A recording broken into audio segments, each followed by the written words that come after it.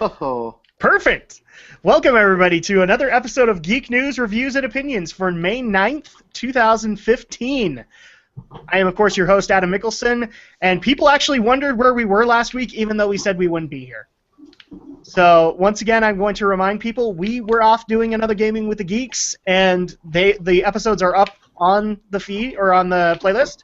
Go and watch them. They were MKX. Unfortunately, Aldo couldn't join us for all of it, but he was there for a good portion. So we got plenty of Aldo-isms, and now we just have to inaugurate him into saying steampunk with us. no. Did you see that? No, it didn't. What? Yeah, when we were playing the order, we kept on bringing up steampunk.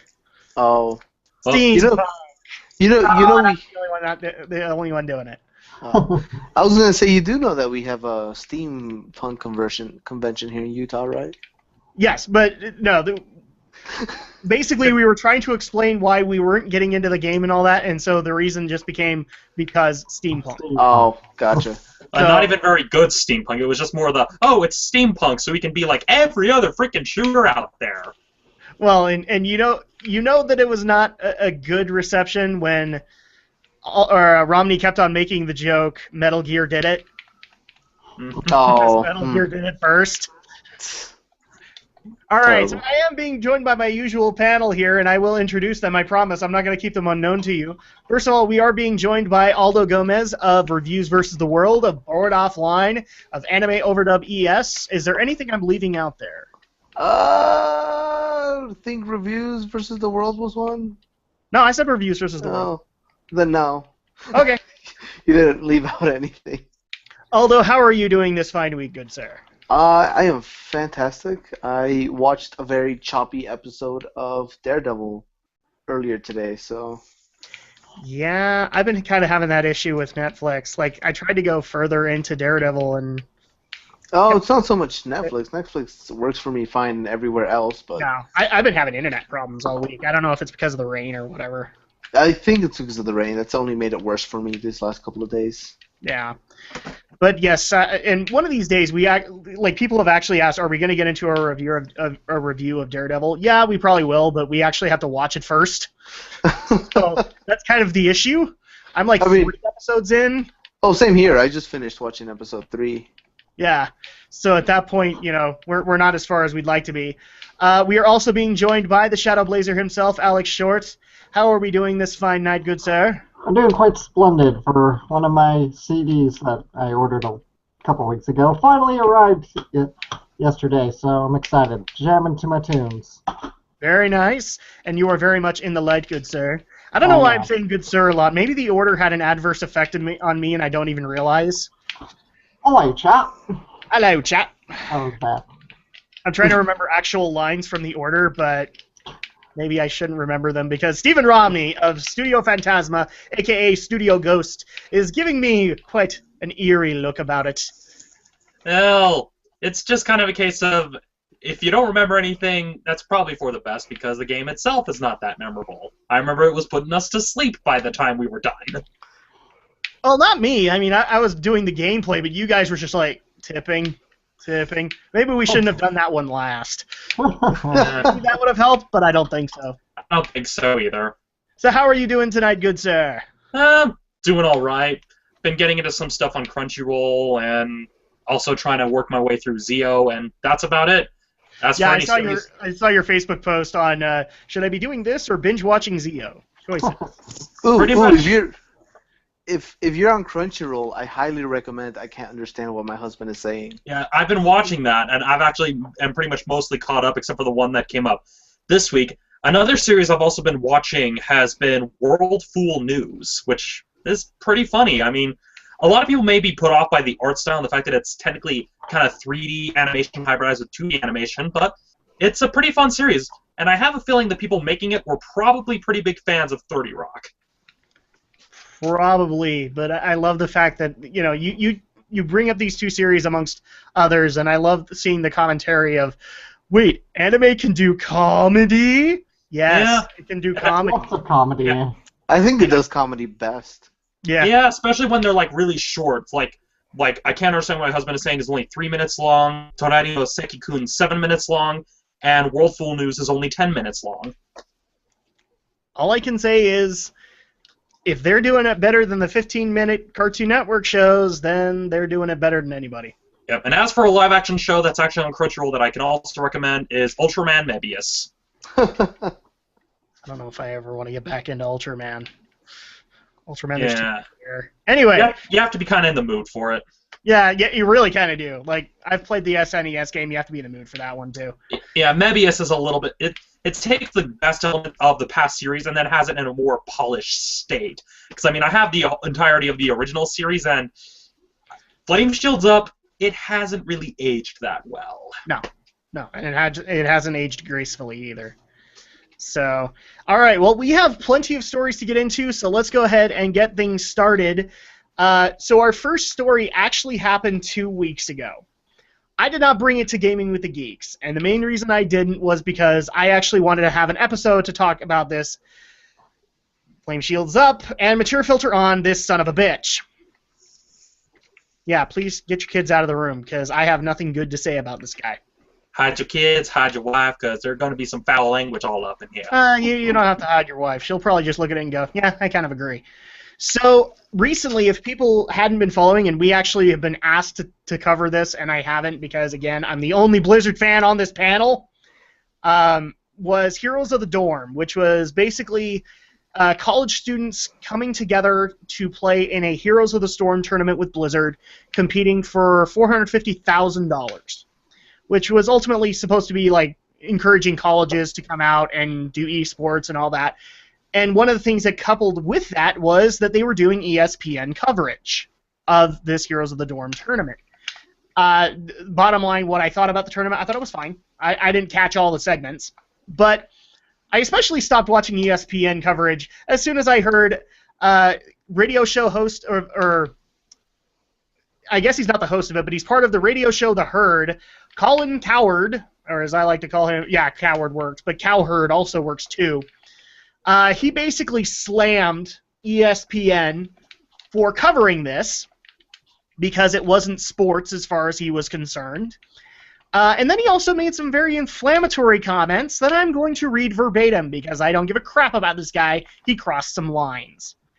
If ESPN ever forced me to cover that or do play-by-play, I would quit.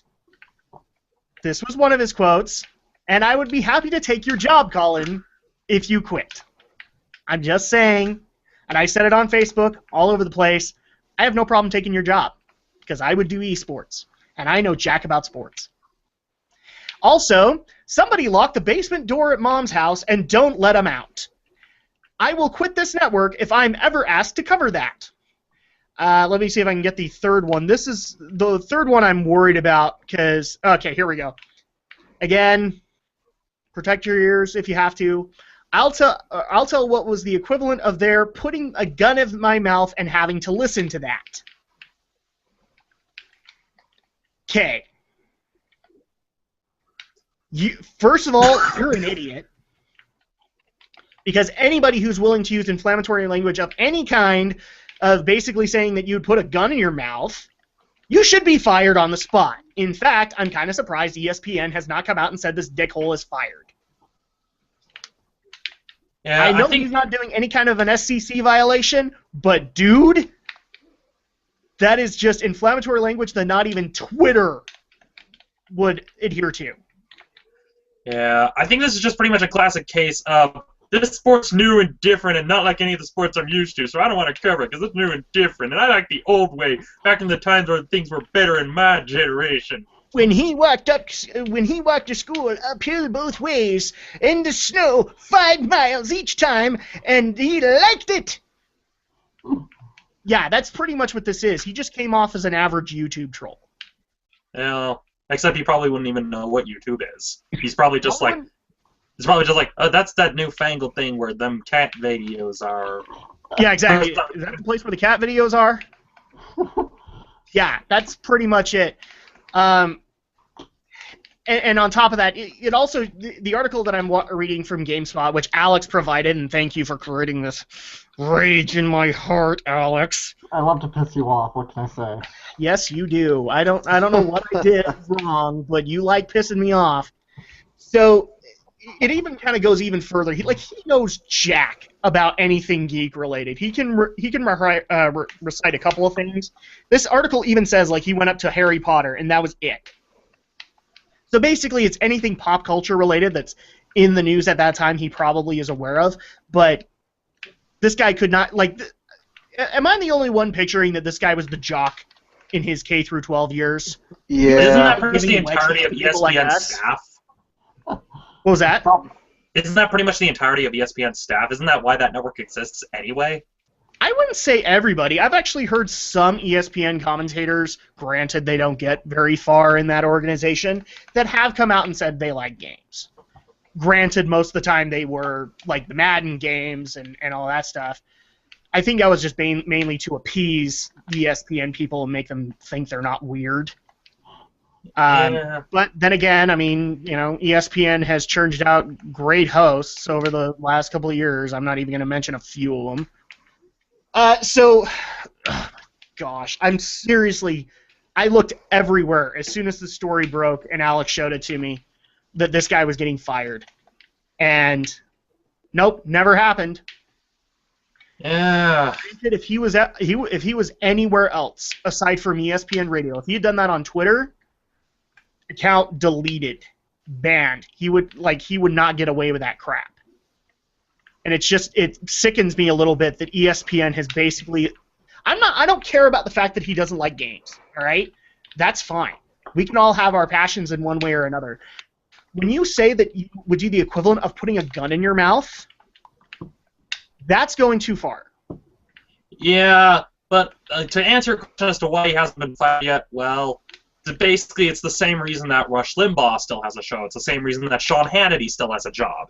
It's just kind of a case of, well, none of the regulars are complaining, and to be honest, well, if it's some case he doesn't want to cover it, well, we'll just go somewhere else because we know a bunch of bajillion sources where we can get coverage, and probably more informed coverage by people who actually know what to look for and how to actually describe it to somebody who is watching.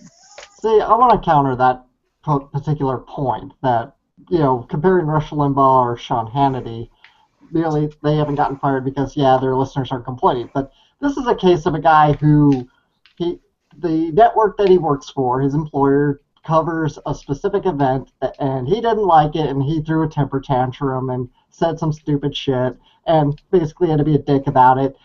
I think he kind of deserves to be fired because he showed a lot of disrespect towards his employer. If I now talked to my employer like that, I would be fired in a heartbeat. It was a beneficial event. It wasn't just a sports event. This was you had the chance to win $450,000. Supposedly, I've heard numerous claims. You could win up to $450,000 for college tuition. You could win $450,000 to go towards your college. These were beneficial things. And one of the hot button topics of these days is college tuition, book costs, things like that, and how, literally a college student can walk out with debt up to their ears. And this was basically Blizzard trying to say, we want to help out with that. And you looked at them, dropped your pants, and took a ginormous dump on their face for being good guys. Not to mention ESPN. This is the network that has covered the Scripps Spelling Bee, this covers billiards, and it covers poker. I think ESPN has lost the Extreme Sports Network a long time ago. And it's one of those things where, along the same lines of they've covered billiards, they've covered poker, and for some reason, ESPN continues to consider them real athletes. But the second you put them behind the keyboard, they lose that credibility. Yep. Poker, I can get where they could say, well, it's a mental sport. Well, poker is 80% luck. Yeah. Well, and on top of that, it's all about bluffing. That's pretty much the thing with poker, is that it is a bit of a mental sport. It is governed by luck, but the idea of the game is not so much the luck of the draw. It's the fact that everybody's constantly trying to read everybody else, and that's more or less the appeal of poker. It's not so much that you're trying to get the right cards, it's that you're also trying to psych out the other players. And that's kind of where the appeal comes from for poker. But it's the same basic case where you're playing either Heroes of the Storm, Dota, LoL, or Smite. It's the same basic idea of using strategy and even trying to psych out the people on your other team through the gameplay. And so, it is kind of dumb that they're still talking down to this, but it's mainly because it's the new medium on the block. It's still really fighting for legitimacy that, I mean, film went through it. I'm sure a lot of the sports we have today went through it. I mean, back then they probably would have. I mean, if ESPN existed back in the days of radio, you'd have a host probably saying the same thing if they ever did poker coverage or if they ever did chess coverage, where they would say, "Oh, them's not sports; they're not active." And so it's really just history repeating itself here. Which is ironic because refresh my memory here, Romney. They've covered chess tournaments, right? Yeah, I'd assume so, and yeah, like on a remote network. It's not like on their main stuff, but they've covered it. And like I said, that's why Dodgeball made the joke about, in their movie of ESPN the Ocho, and that's where they did the Dodgeball coverage. Yes, they've covered chess. Like I said, they've covered the script spelling bee. That's what Heroes of the Storm is, though. It's strategy. Mm-hmm. Mm-hmm. That's what LOL is. That's what Dota is. There's really very little difference between. Well, there's a different mindset walking into a MOBA compared to chess.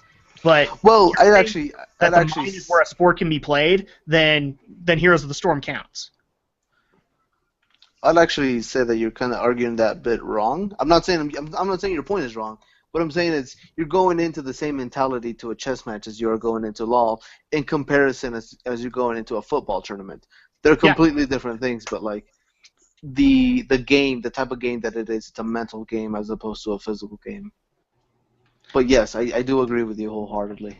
So I mean, overall, I wanted it to at least get my opinion heard on this as well as these guys. This guy's an idiot as far as I'm concerned. Colin Cowherd, you are the reason I don't listen to ESPN. Even for like college football or college basketball, I don't. And as far as I'm concerned, I have no problem saying if this guy got fired for not covering esports, I'd take his job. I think Aldo would take his job. Oh yeah, I'd learn so fast.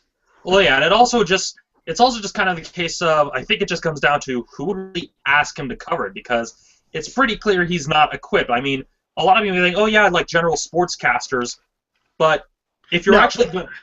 The bottom line is that if ESPN started covering esports, they'd have a division for it. Mm-hmm. They wouldn't ask somebody like Colin to cover it.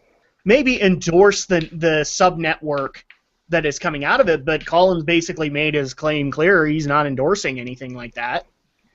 And it's a question of how long he would stick around if he continued to insult their coverage. Yeah. Well, because then at that point he is mocking ESPN. Yeah. And I'm sure he would have the hammer come down on him pretty hard for mocking the network. Yeah. But especially on a continuous basis like that. Yeah, so that's probably more the wait and see sort of thing of, will he continue saying stupid stuff like this, or will the backlash from this one time be enough to kind of deter him from doing this sort of thing again? Who knows? I don't really watch or have ESPN in any capacity, so I'm not really sure about the guy's track record. So it's really just a case of, will he do it again or not? Who knows? I'll admit, the first time I actually heard about the story, I was actually dealing with Comcast at the moment. I'm like, can I cancel my ESPN? Can I just cancel it? No, it's part of the package. Yeah, I kind of figured. Yeah. So let's go ahead and get into the next story here, which is kind of a given, but we have some E3 coverage.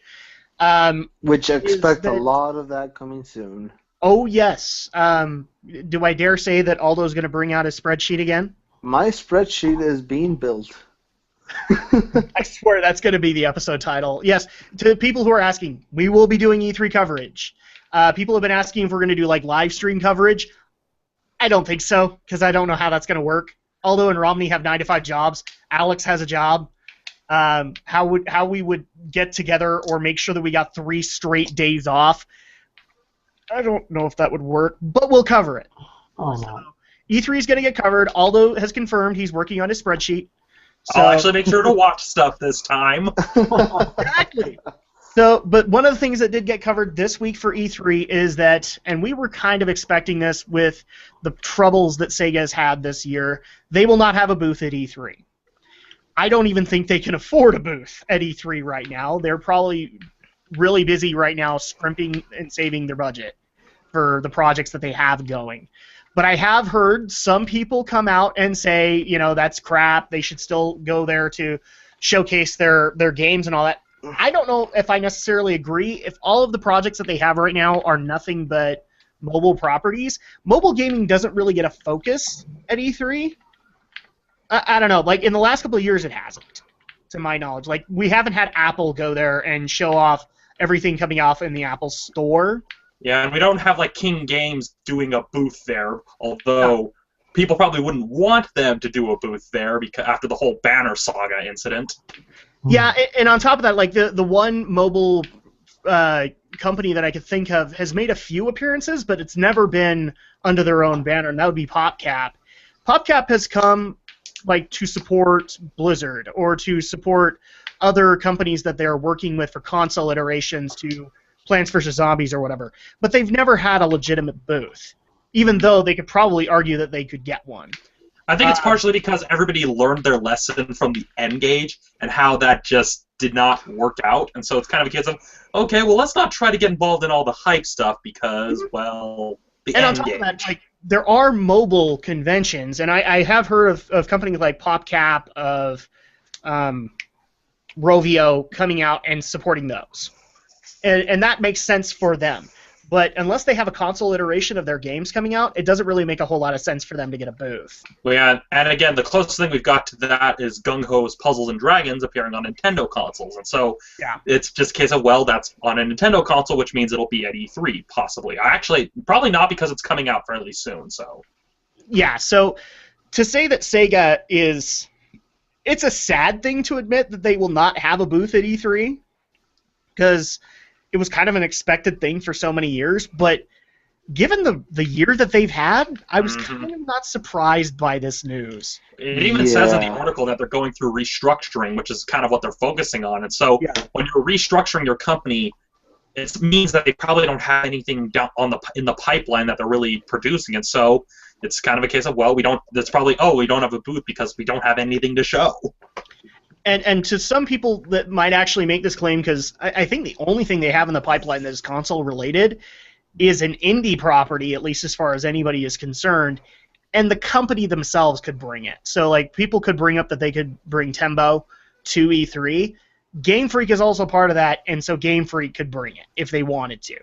But I still don't think they would bring it, mainly because they'll probably have some Pokemon stuff to show off at E3 with Nintendo. They'll probably wait until another con to show off Tembo or release it for review or whatever. So it's a sad thing to see Sega not coming to E3, but kind of expected given the finances or financial problems they've been having the last couple of months.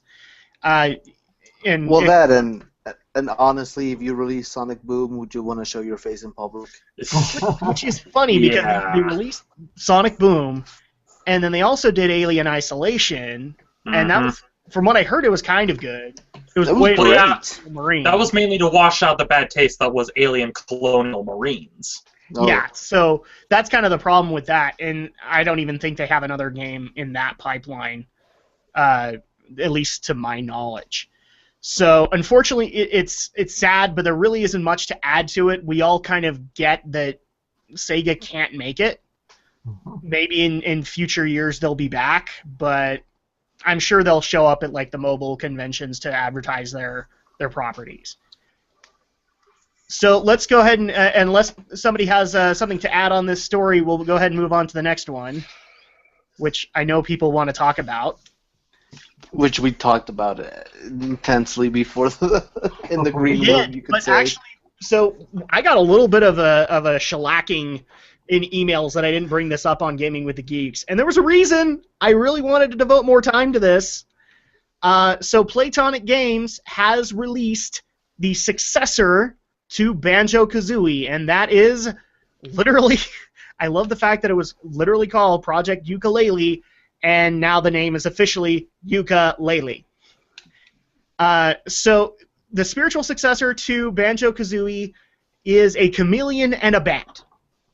I just love that combination. I love the fact that people are actually trying to show and justify how they could be related to Banjo-Kazooie. Yeah. I swear, we're going to get deviant art, and I'm not going to like it, but everybody's going to be like, no, they are the distant children of Banjo. No. This is a successor. Silly fangirls don't know where babies come from. Well, it's We're gonna get tons of terrible Rule 34. Yeah, I mean, let's face it.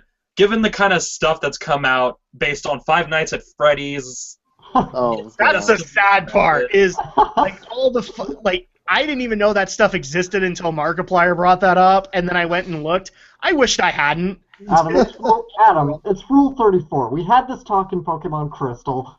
We've had this talk. well, in fact, one of the most popular drawings I did on DeviantArt, like one of the ones that actually is like thousands of views, is actually a comment on that very thing. So it's inevitable. Yeah.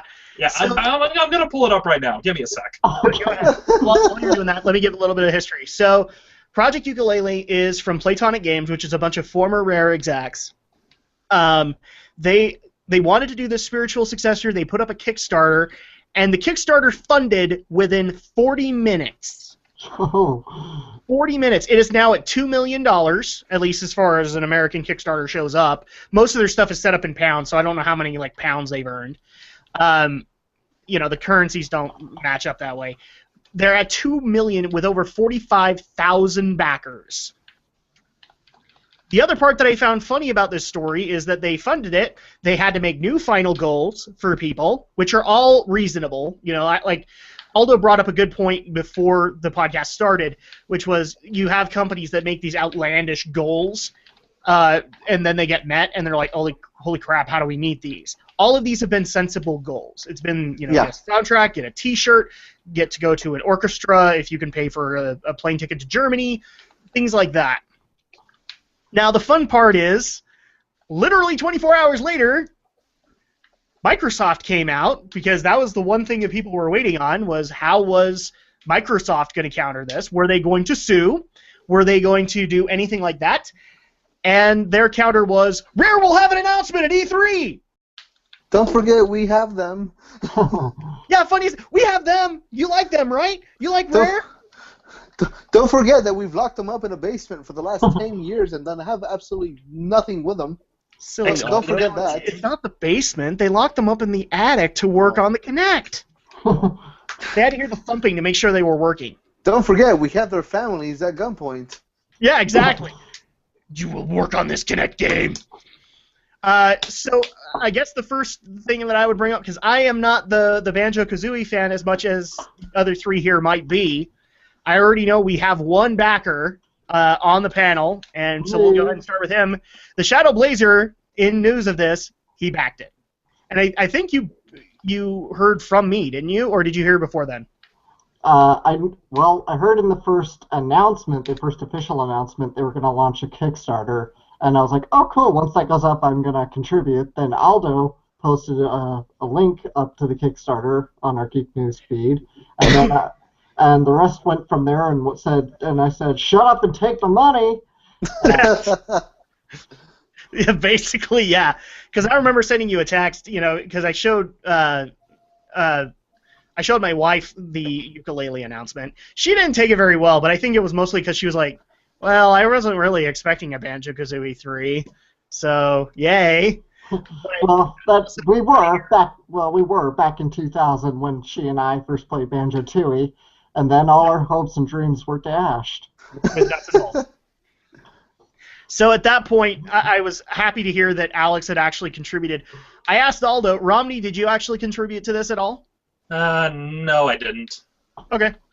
I kind of figured, since I already know Alex is a diehard Banjo-Kazooie fan, he would have contributed to this, especially with the announcement of all these former Rare execs working on it, which basically to you means this is going to be good. This is going to be the people who have the vision. So overall, what are people's thoughts on it? Obviously, Kickstarter doesn't really tell us a whole lot. $2 million. I looked at that and said, please don't abuse the budget, because I brought this up a couple of times. Tim Schafer, I love you dearly, but when you got $3 million for Broken Age, you kind of abused that budget. Mm-hmm. And you went off and hired Jack Black and Elijah Wood when you probably didn't have to. And you had to use Act 1 to fund Act 2. Well, not to mention the stuff that's happened with the Stomping Grounds Kickstarter. Yes. The fact that the guy behind it has literally dropped off the face of the earth. Yeah. So at that point, I mean, that's basically the biggest worry here. I'm not a Banjo fan. I missed that for some reason. It was out of my radar. So I hope that it's going to be good. I think obviously we'll be playing it, but a Kickstarter doesn't really tell me a whole lot. I want to see a trailer. I want to see a demo, and see if this is going to honor the Banjo-Kazooie style or if they're going to go in a completely different direction. Yeah, so far it looks like it's really going to honor the style. Yeah. It just looks like Banjo 3. It honestly does. Yeah, I've seen a lot of the concept art stuff. The only thing that worries me about it is I've heard words here and there on the coverage basically hinting at it doing Skylanders-esque stuff.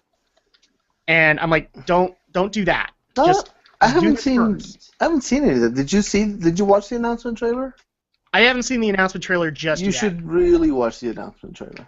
The articles that I've read have kind of hinted that they would do like a customization option, and they akined it to Skylanders, Disney Infinity, all that stuff. And I'm just like, no, make the game first. Just hope it's not with Lego cars.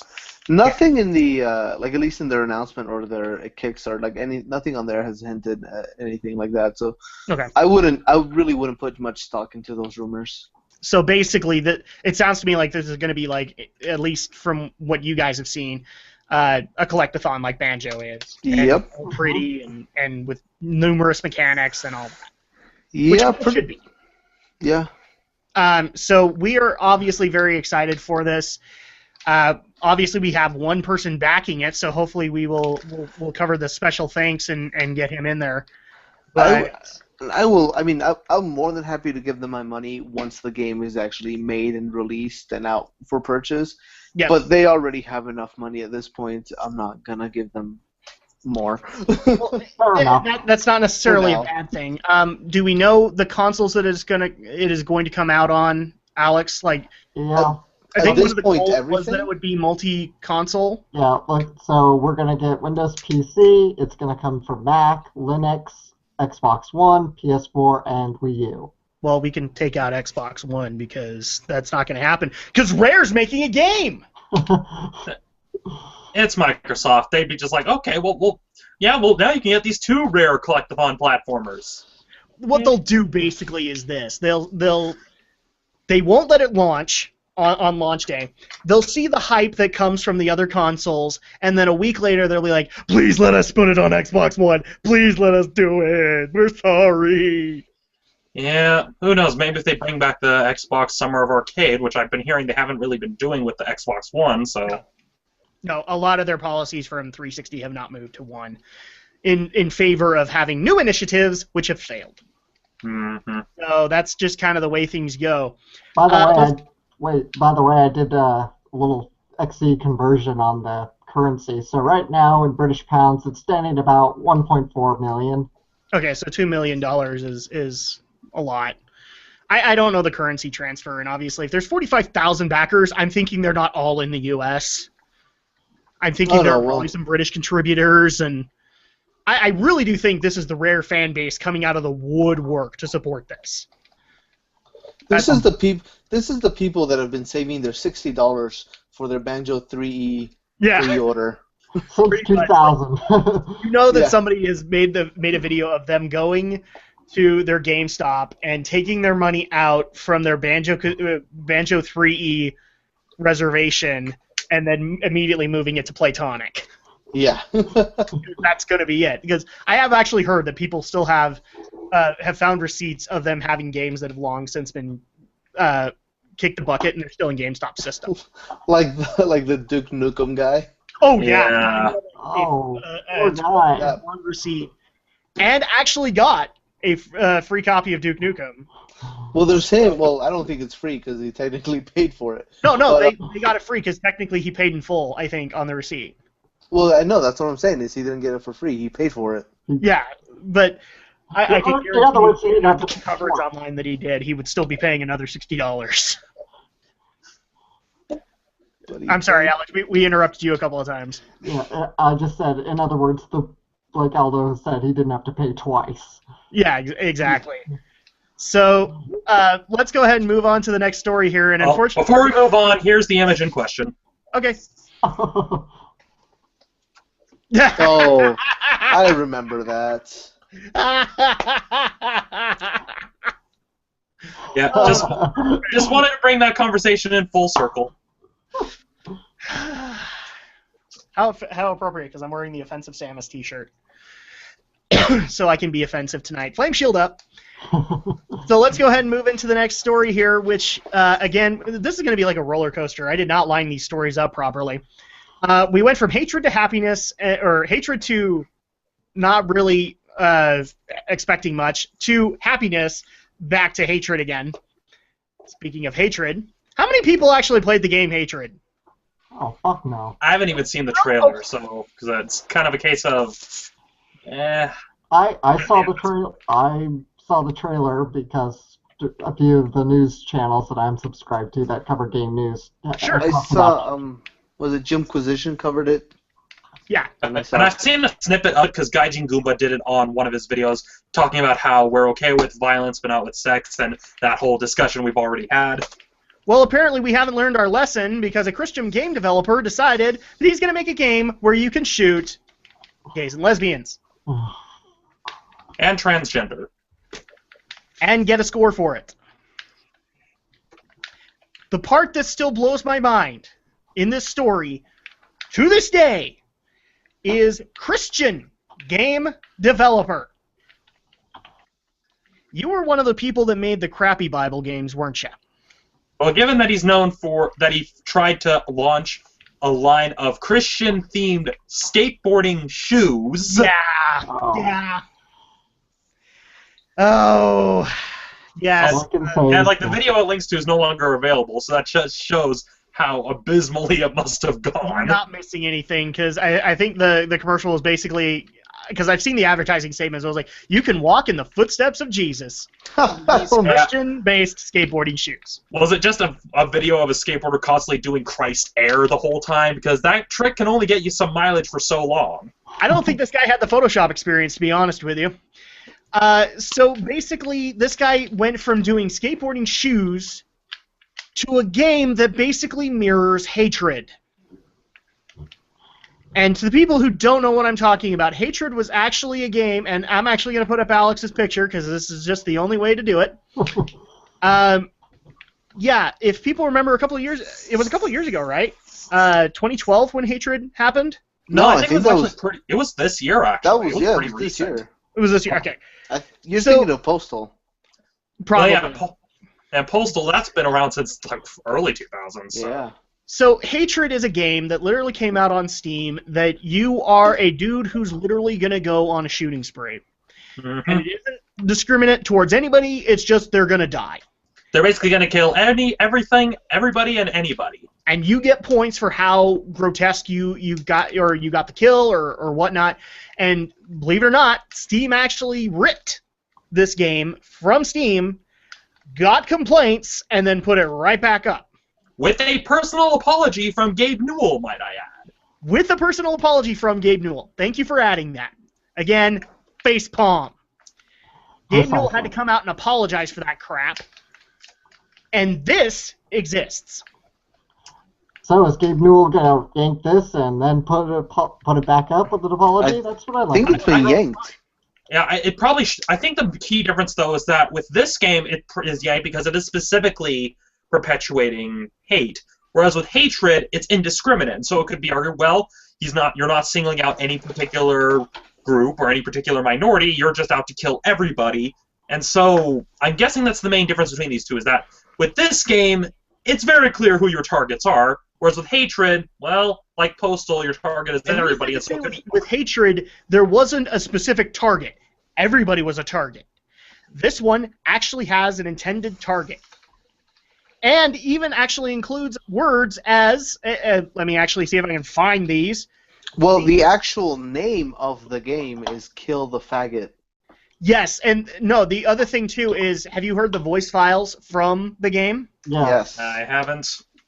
Your targets literally say things like, I'm going to poke you in the butt, and, oops, I dropped the soap.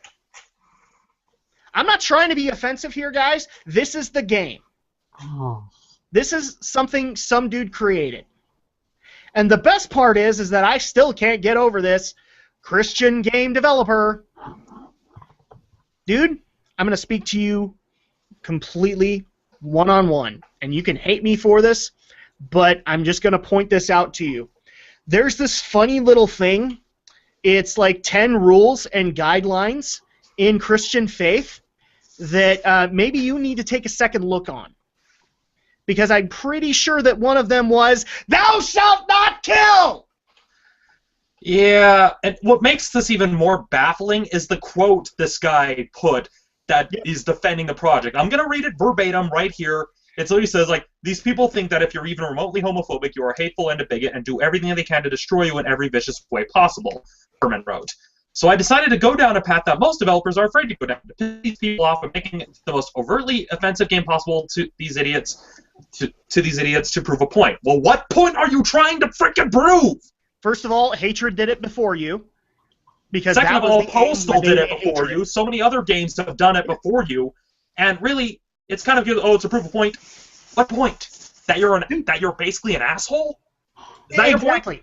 I mean, seriously, we've even seen AAA developers do this, because I'm sure if I mention this, Aldo is going to remember it.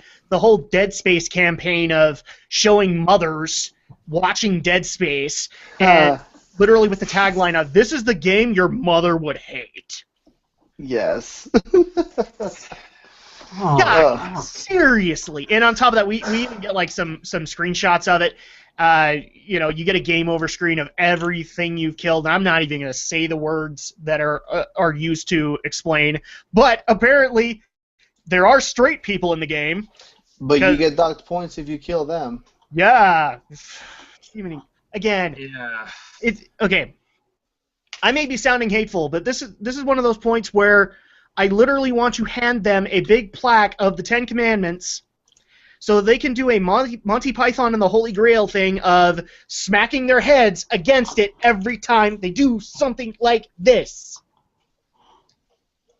Because I have no other words aside from that. Aside from, I literally want the... I'm making this up, but here's another hit squad that we can make up on Geek News Reviews and Opinions. We have the Disney squad. I want a Christian squad to come out and basically come, not with a gun, but with a hand, and smack them upside the head. Because there's so many things wrong with this example of a game. This also raises a really important issue about Steam, about Valve here. And I think, Steam, you need to start upping your standards of what kind of games can be put on your Greenlight page. I don't even think they can do that now because of the whole Hatred thing. No, no, they can, and the game, and I mean, kill the game has been taken down. Well, yeah, and it also specifically said, according to an official statement from Steam Greenlight, they did say that they found it to be in violation of the Steam Greenlight terms of services. Go ahead. Sorry. I was going to say, the problem with Steam Greenlight is that it's an automated service where you kind of input anything and eventually it gets reviewed, as opposed to it getting reviewed before it actually comes out. And that's the thing, that maybe it shouldn't be automated. Maybe this is something that, one, there should be a slightly higher fee. I know there's like $100 fee currently to upload your project to Greenlight. Perhaps you want to up that just a bit. And second, maybe you ought to start having a board of reviewers review product and make sure that it fits the standards of your site. You are trying to promote a good product for people that want to break into this business to put their stuff on. That's not going to hurt. It's not going to help. Okay, what am I saying? It's not going to help the legitimate game developer who just wants to showcase his new talented game when bullshit like this comes up. This is the kind of shit. Them. Yes. This is shit coverage. This is the kind of shit I expect to find on Newgrounds, not on Steam Greenlight. Yeah. And that's the sad part about this. I am, however, happy that the YouTube community came out, at least Jim Sterling has, and criticized this game. You know what, TB fans? You want to warn TB about this? Because I'm sure he'd have a few words. Yeah. I'd watch that video. You know who I'm happy isn't around to see this right now? Jack Thompson, because the last thing we need to do is prove him right. Yeah. Well, I think there's one quote that, I think can pretty much sum everything up. The ultimate problem with all this, that I think a lot of people probably should hear. John 4:20, New International Version. Whoever claims to love God yet hates a brother or sister is a liar. For whoever does not love their brother or sister, whom they have seen, cannot love God, whom he has not. Yes. There you go. Geek News Reviews and brother. Opinions has officially quoted a Bible. I'm not saying the or whatever. These are different translations, but it's official. It's a first. Yeah, and that's a quote I always have on hand whenever people say, "Oh yeah, God hates people." And I'm just like, John 4:20. Nope. I just think it's hilarious that it's John 4:20, because I'm immature. Yeah. All right. Well, I got to get off the story, otherwise I am just literally going to not get off my soapbox. That'll just end up searching Romans next if we keep on this topic. Before we move on, Adam, would you say that this story fills you with hatred? Indeed it does. It does. Righteous hatred. That could be like the name of a Christian death metal band. Sure it is. Righteous hatred. I already know, like, I don't remember who it was, but it's one of those things where you follow the frivolous lawsuits. I remember it was a couple of years ago, like right when WoW first came out or whatever, a band actually came out by the name of Righteous Fury. There was an ability in the game called Righteous Fury. So, happened. Yeah, either that should be a Christian death metal band name, or maybe that should just be a title of one of Ozzy's albums or something. Really? Yeah, that sounds like an Ozzy like at least a cover song, right? Yeah. So Does Ozzy still make music? I think he does. I mean, he does occasionally perform at BlizzCon. I know that much. No, he's only performed once, because they were not able to contract him numerous times. He's pretty up there because he still does performances. But Yeah. I mean, they're not good performances, but they're performances. well, they're Ozzy at, how old is he now? 50, 60? He's got to be up there in years. So, I mean, it's literally like you're getting a live performance of the Osbournes. This is literally watching a skeleton perform. It kind of is. And here's the thing. I love Ozzy. And, man, he was the only reason I watched the Osbournes, all right? He was the only one, because when he went off on a tear, it was hilarious. Anyways. Yeah. Ozzy Osbourne is 66 years old. Oh, that's the perfect number right now. Can we add another 6 just because it's Ozzy? Sharon, I want to be 666 years old because that's the number of Sharon. Steven Tyler's 67. Oh, damn. I'm not surprised by that. Anyways, maybe we should move on. Yes. Now we're off on Ozzy.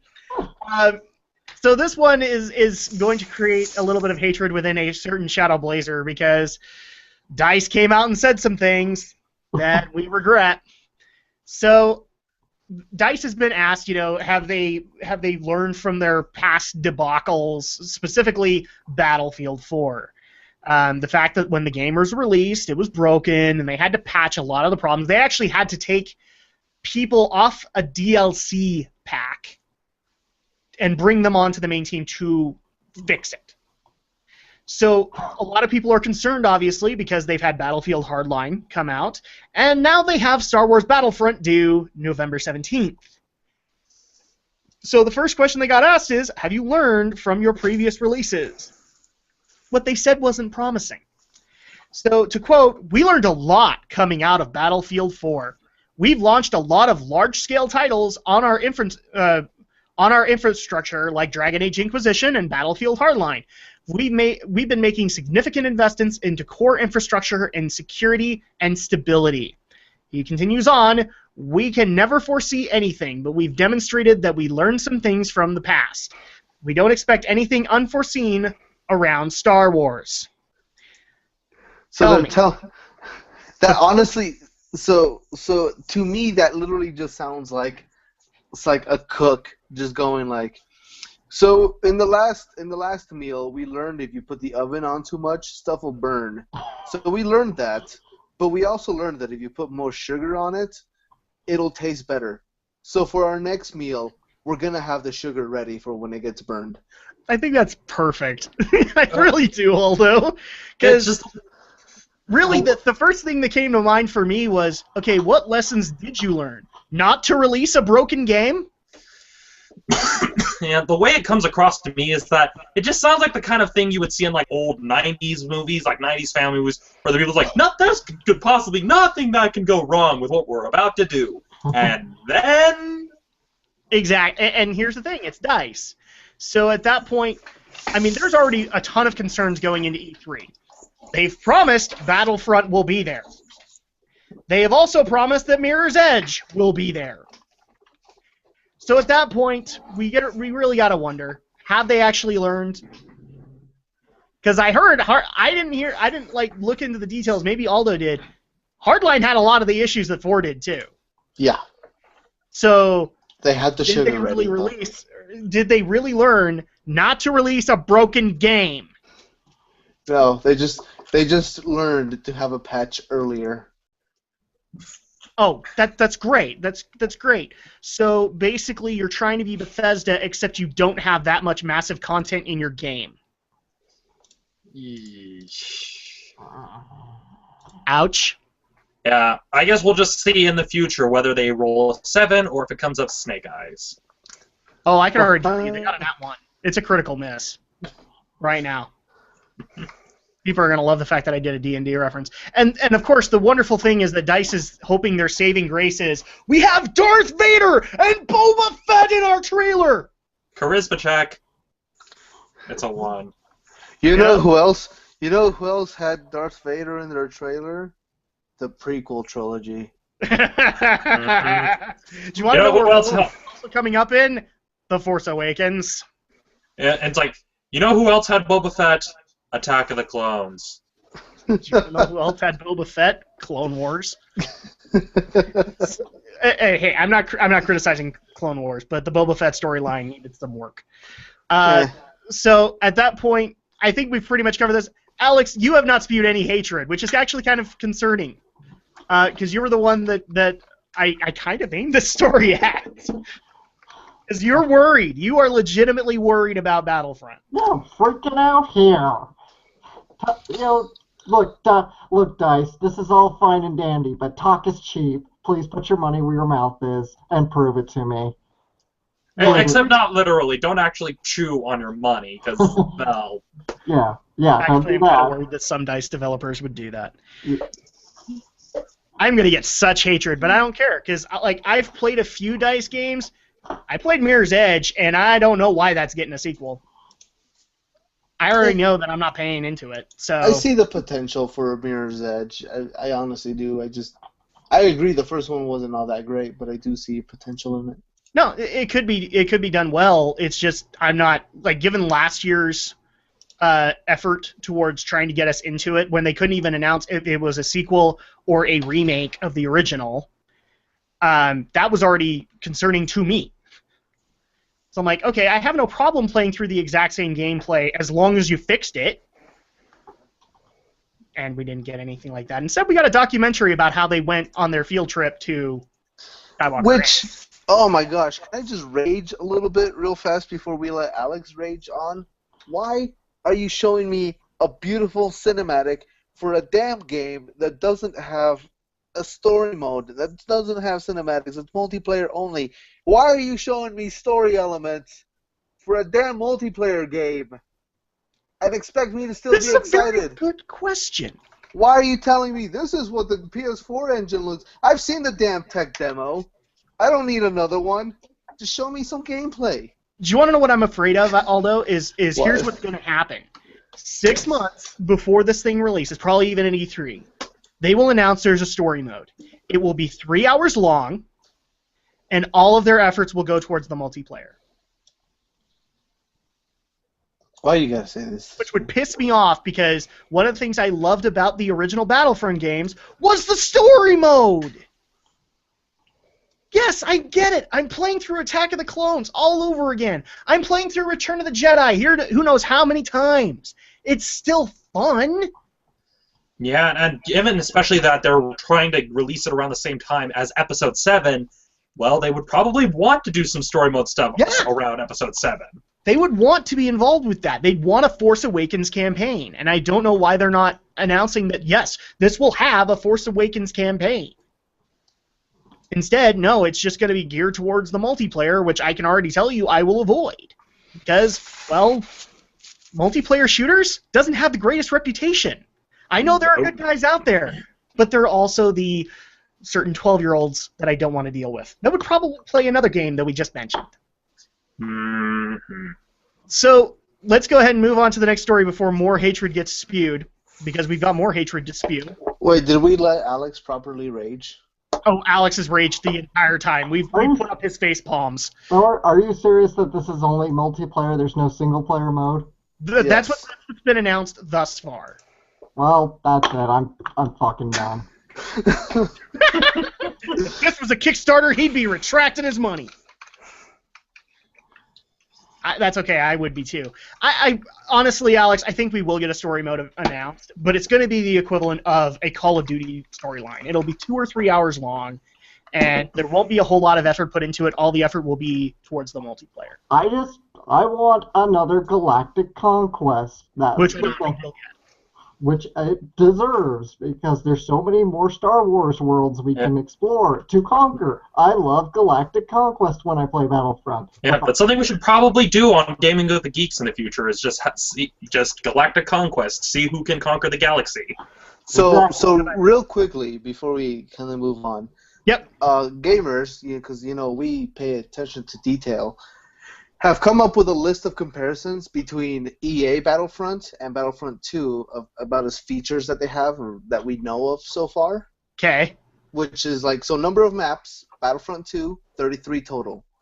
Battlefront EA, 8 total. No, 12. They updated it. Oh, okay. Okay. Yeah, that's 4 whole maps. Number of players, 32 versus 32.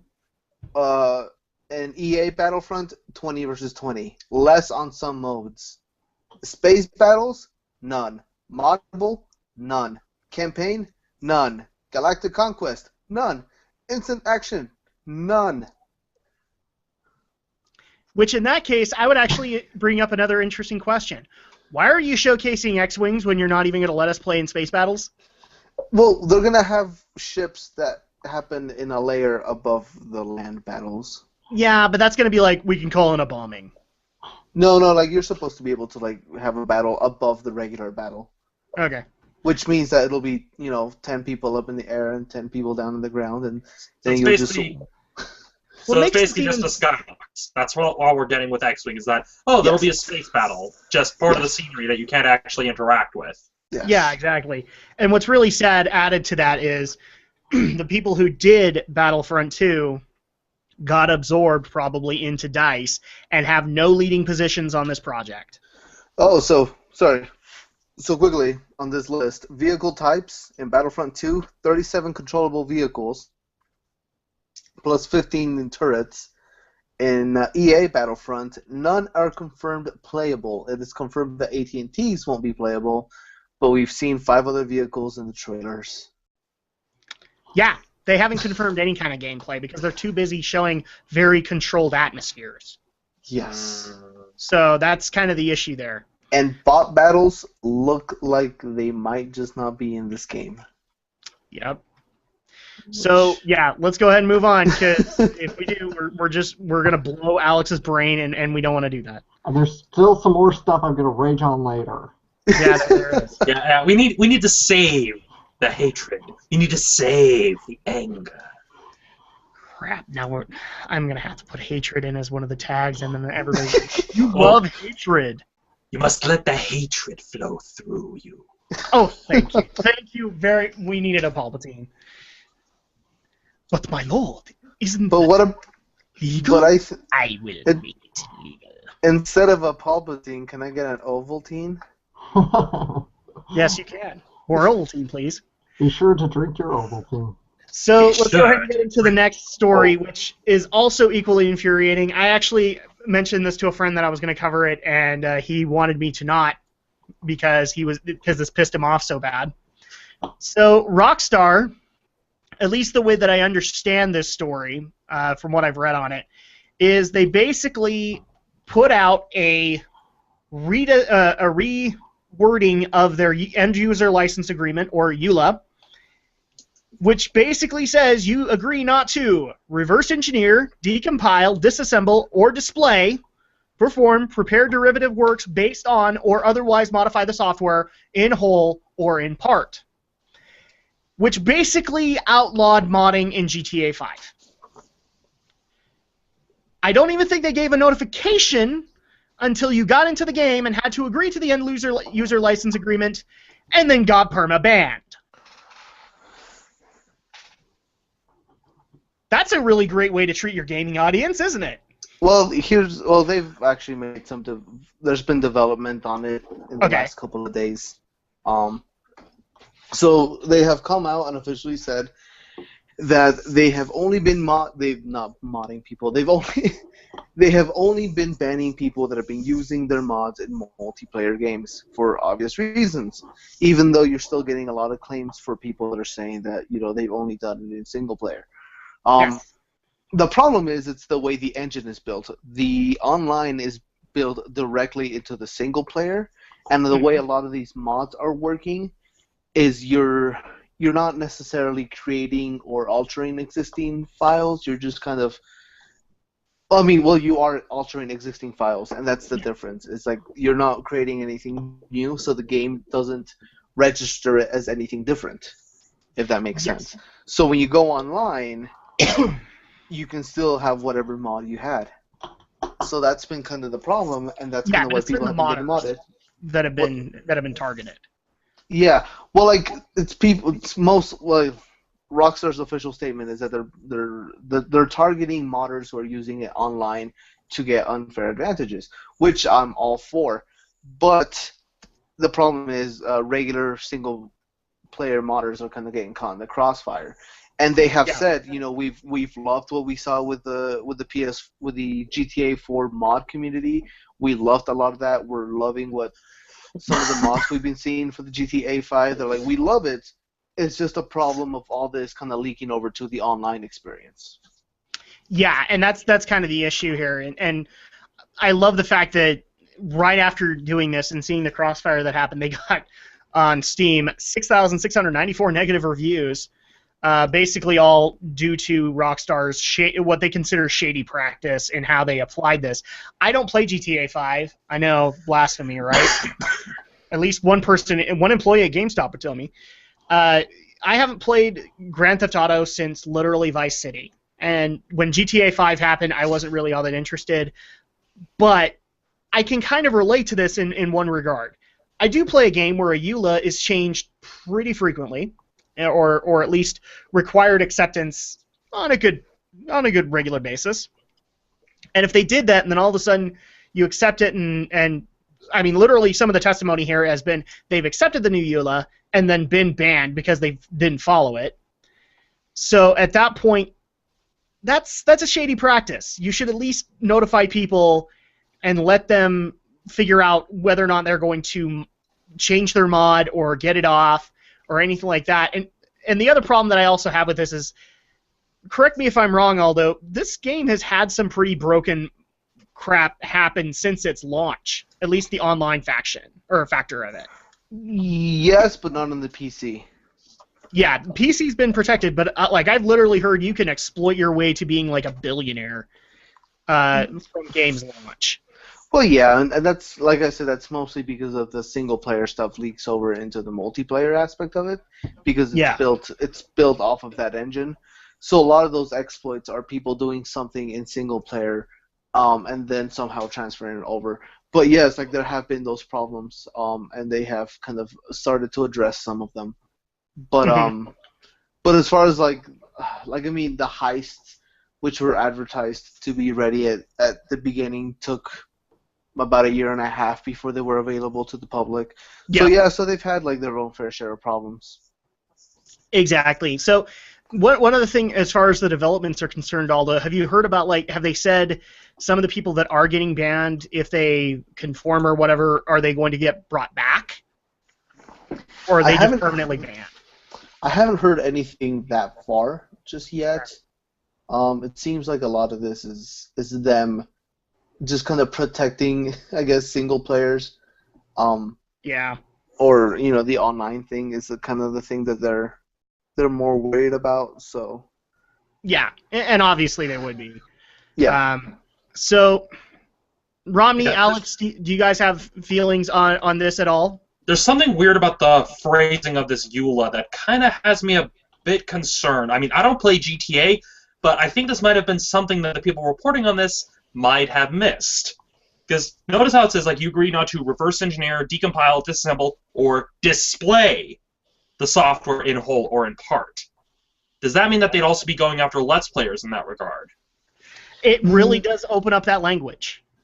yeah. And it's a thing where I automatically am going to tell you no, because they have essentially created recording in Grand Theft Auto 5. Like, you can go in and they have given you video editing tools in which you can record gameplay, edit it in whatever way, shape, or form you want, and then publish that straight to YouTube, straight from in-game. So no, they haven't attacked any Let's Players just yet. I have see. they, It's just, with the Content ID, are they one of the companies that is good? Like, if a Let's Player actually reaches out to them, they'll give their certification for it? Yep. I don't think they're on the list. The only time that Let's Players get in trouble with GTA 5 or any Grand Theft Auto game is usually music companies, because they'll tag the music that's in the game rather than Grand Theft Auto, than Rockstar. Yeah, and the music isn't necessarily a Rockstar thing. It's music companies. well, yeah, and it's the thing that worries me, because it says both display and perform, which, that's... It's fishy language. I'll give you that, Romney. Yeah. Because that basically opens up a way for them if they decide, let's just say 10 Let's Players come out and are pretty popular